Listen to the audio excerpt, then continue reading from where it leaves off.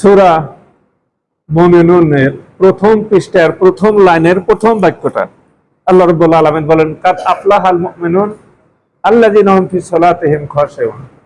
ওই সমস্ত মানুষ নাজাত পেল যে সমস্ত মানুষ নামাজ পড়লো এবং ভালো করে নামাজ পড়লো, আল্লাহর ভয় ভীতি তার অন্তরে জাগ্রত করে সে নামাজ পড়লো। আল্লাহ রাব্বুল আলামিন বলেছেন ওই মানুষটা সে নাজাত পেল। এই আয়াতের অর্থ ভয় ভীতি বলতে কি বোঝায়?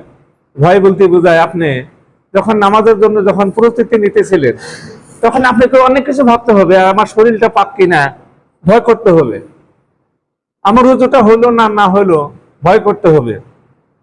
তারপরে আমি যে নামাজ পড়তেছি কোথায় নামাজ পড়তেছি, যদি মসজিদে যদি নামাজ পড়ার যদি আমার ক্ষমতা যদি আছে, কোনো বাধা নাই, তাহলে মসজিদে যেয়ে নামাজটা পড়তে হবে। আল্লাহ নবী বলেছেন লা সালাতা লিজারিল মসজিদ ইল্লা ফিল মসজিদ। মসজিদের যারা পড়ছি, যারা মসজিদে আসার ক্ষমতা রাখে, অধিকার নাই কিন্তু ওই অধিকারও আপনি বলতে পারেন, কিন্তু আসলে ক্ষমতা রাখা, যাদের রসায়ত আছে মসজিদে আসার জন্য, তাদের নামাজ বাড়িতে হবে না, যদি জায়েজ হয় তাহলে মসজিদে পড়তে হবে। তো বলতেছিলাম এই নামাজের সকল সার্বিক দিক দিয়ে তাকে চিন্তা রাখতে হবে যে নামাজ কেমন করে পড়তে হবে।